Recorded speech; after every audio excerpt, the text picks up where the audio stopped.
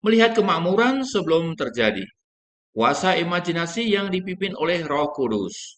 Saudara-saudari terkasih di dalam Tuhan, banyak orang Kristen hidup dengan rasa bersalah ketika berbicara tentang kemakmuran finansial. Seolah-olah keinginan untuk hidup dalam kelimpahan adalah hal yang bertentangan dengan iman. Namun, jika kita membuka hati dan melihat kebenaran firman Tuhan, kita akan menemukan bahwa Tuhan tidak pernah merancang anak-anaknya untuk hidup dalam kekurangan. Tuhan adalah Bapa yang menghendaki kelimpahan, bukan hanya dalam hal rohani saja, tetapi juga dalam hal kehidupan sehari-hari, termasuk keuangan Anda. Dan salah satu alat yang Ia berikan kepada kita untuk mengalami kemakmuran itu adalah imajinasi yang dipenuhi oleh iman. Untuk itu, saya akan menyajikan beberapa poin penting terkait dengan hal ini.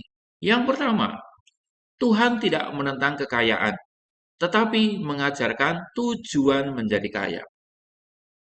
Alkitab berkata, tetapi haruslah engkau ingat kepada Tuhan, Allahmu, sebab dialah yang memberikan kepadamu kekuatan untuk memperoleh kekayaan, dengan maksud meneguhkan perjanjiannya. Jadi Tuhan sendiri yang memberikan kekuatan pada kita untuk memperoleh kekayaan. Ini bukan sekedar soal kerja keras, saudara-saudari, tapi soal kemampuan ilahi yang dilimpahkan kepada orang percaya. Pertanyaannya, apakah kita bisa melihat diri kita sebagai pribadi yang diberi kekuatan untuk makmur? Apakah kita bisa membayangkan hidup dalam kelimpahan yang dipimpin Tuhan untuk menjadi berkat bagi banyak orang? Jika tidak bisa, nah disitulah masalah itu dimulai. Poin penting yang kedua, iman bekerja melalui imajinasi. Dikatakan di dalam surat Ibrani bab 11 ayat 1 sebagai berikut. Iman adalah dasar dari segala sesuatu yang kita harapkan dan bukti dari segala sesuatu yang tidak kita lihat. Dengan lain perkataan, iman bekerja di dalam wilayah yang belum terlihat. Ini adalah ranah pikiran, ranah imajinasi, ranah hati. Jika Anda tidak bisa membayangkan hidup Anda yang makmur, bebas utang, bisa memberkati orang lain, maka sebenarnya Anda sedang membatasi cara Tuhan bekerja. Tuhan bekerja di dalam hati orang percaya, yang mampu melihat dulu di dalam roh, sebelum hal itu menjadi realita di alam nyata. Poin penting yang ketiga, visualisasi bukanlah khayalan, tetapi merupakan iman yang aktif. Saudara-saudari, visualisasi bukanlah sekedar memikirkan uang datang yang jatuh dari langit, bruk gedebuk gitu ya. Tapi ini adalah alat iman. Ketika Anda membayangkan hidup Anda berubah, keuangan menjadi sehat, bisnis Anda berhasil, dan Anda mampu memberi kepada pekerjaan Tuhan, Anda sedang memposisikan diri Anda selaras dengan janji Tuhan. Sebagai contoh, lihatlah Bapak Abraham. Dituliskan di dalam kitab Kejadian bab 15 ayat 5. Coba lihat ke langit dan hitunglah bintang-bintang jika engkau dapat menghitungnya. Maka firman Tuhan kepadanya, demikianlah banyaknya nanti keturunanmu. Tuhan tidak langsung membuat Abraham menjadi bapa bangsa, bukan? Tuhan membangun imajinasi Abraham lebih dulu, itu yang dia kerjakan. Ia memberi gambaran visual, yaitu langit yang penuh bintang, sehingga Abraham bisa melihat di dalam rohnya sesuatu yang sebetulnya belum terjadi. Demikian pula, jika Anda ingin mengalami kemakmuran finansial, Anda harus terlebih dahulu membangun gambaran di dalam pikiran Anda. Lihatlah diri Anda bebas dari utang, lihatlah hidup Anda diberi kelimpahan, lihatlah diri Anda menjadi saluran berkat untuk orang lain. Poin penting yang keempat, uang itu netral, tetapi motif Anda perlu diperiksa oleh Tuhan. Alkitab tidak pernah menyebut bahwa uang adalah akar dari segala kejahatan. Tetapi yang ditulis adalah sebagai berikut. Karena akar segala kejahatan adalah cinta uang. Sebab oleh karena memburu uanglah beberapa orang telah menyimpang dari iman dan menyiksa dirinya dengan berbagai duka. Tercatat pada surat pertama Timotius bab 6 ayat 10. Tuhan tidak menentang uang saudara-saudari, tetapi dia memurnikan hati kita, agar ketika kemakmuran itu datang, kita tidak menyembah uang, melainkan menggunakan uang untuk menyembah Tuhan. Jikalau Anda punya motivasi yang benar untuk memenuhi kebutuhan, untuk memberi kepada keluarga, dan mendukung pekerjaan-pekerjaan Tuhan, dan menjadi saluran berkat untuk sesama, Tuhan tidak hanya mengizinkan, tapi juga mendukung Anda untuk menjadi orang yang makmur. Poin penting yang kelima, mengapa banyak orang Kristen masih hidup dalam kekurangan? Karena banyak orang yang tidak pernah diajar untuk membayangkan kehidupan finansial yang diberkati. Itu jawabannya. Yesus berkata di dalam Injil Matius bab 9 ayat 29, "Jadilah kepadamu menurut imanmu."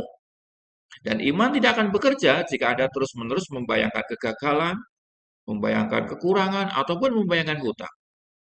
Apa yang Anda bayangkan berulang-ulang adalah magnet yang menarik kenyataan di dalam hidup Anda. Jika Anda terus-menerus melihat diri Anda sebagai orang yang pas-pasan atau tidak layak makmur karena latar belakang Anda, maka pikiran Anda menjadi benteng yang menolak berkat Tuhan. Kasihan kan? Poin penting yang keenam, ubah cara pandang Anda. Lihat diri Anda seperti Tuhan melihat Anda. Di dalam kitab Amsal bab 23 ayat 7 tertulis, "Sebab seperti orang yang membuat perhitungan di dalam dirinya sendiri, demikianlah ia." Dengan kata lain, apa yang Anda yakini tentang diri Anda, ya itulah Anda. Kalau Anda percaya bahwa Anda ditakdirkan miskin, maka Anda akan menjalani hidup seperti itu. Tetapi jika Anda percaya bahwa Anda adalah anak raja, pewaris kerajaannya, diciptakan untuk menjadi kepala dan bukan ekor, seperti yang tertulis di dalam kitab Ulangan bab 28 ayat 13, maka Anda akan berpikir, Anda akan berbicara, dan Anda akan bertindak selaras dengan identitas yang baru itu. Nah, kemudian poin penting yang ketujuh, langkah-langkah praktis bagaimana membangun visualisasi ilahi untuk mencapai kemakmuran. Langkahnya sebagai berikut, saudara-saudari. Yang pertama, penuhi pikiran dengan firman Tuhan. Pilihlah ayat-ayat tentang kelimpahan dan kemakmuran, lalu renungkanlah siang dan malam. Contohnya, Mazmur bab 23 ayat 1. Tuhanlah gembalaku, takkan kekurangan aku. Kemudian di surat Filipi bab 4 ayat 19, Allahku akan memenuhi segala keperluanmu menurut kekayaan dan kemuliaannya di dalam Kristus Yesus. Yang kedua, bayangkan diri Anda hidup di dalam janjinya. Ambil waktu setiap hari untuk membayangkan. Membayangkan apa? Bayangkanlah Anda bebas hutang. Bayangkan rekening bank Anda cukup untuk kebutuhan dan untuk memberi kepada sesama. Bayangkan Anda mampu mendukung pelayanan dan misi dengan sukacita. Bayangkan diri Anda mampu membantu orang lain yang miskin dengan hikmat dan berkat. Dalam proses ini, janganlah terburu-buru. Biarkan gambar itu meresap, mengakar di dalam hati Anda. Pelan-pelan saja, tapi akhirnya menjadi sesuatu yang kokoh di dalam dasar hati Anda. Yang ketiga, deklarasikan apa yang Anda imani. Ucapkanlah janji Tuhan, bukan keluhan ya. Deklarasi membangun suasana batin. Dan suasana batin akan menarik realita yang baru. Contoh deklarasi, saya adalah anak Tuhan yang hidup dalam kelimpahan. Nah, begitu. Atau misalnya, Tuhan memberi saya ide, koneksi, dan peluang untuk makmur. Nah, keren kan? Atau misalnya, saya bebas dari hutang dan menjadi berkat bagi banyak orang. Kemudian langkah keempat, bertindaklah sesuai dengan iman Anda. Anda tahu iman tanpa perbuatan adalah mati. Kalau Anda sudah membayangkan dan mendeklarasikan, lakukanlah tindakan yang nyata. Entah itu memulai usaha kecil, menata keuangan, atau menabur di dalam iman. Saudara-saudari terkasih di dalam Tuhan, poin penting yang kedelapan atau yang terakhir, kesaksian dan kemenangan. Banyak orang Kristen mengalami terobosan finansial ketika mereka mulai melihat dengan mata iman, bukan hanya dengan realita fisik. Ingat, Tuhan tidak terbatas oleh latar belakang ekonomi kita. Dia hanya terbatas oleh cara pikir kita.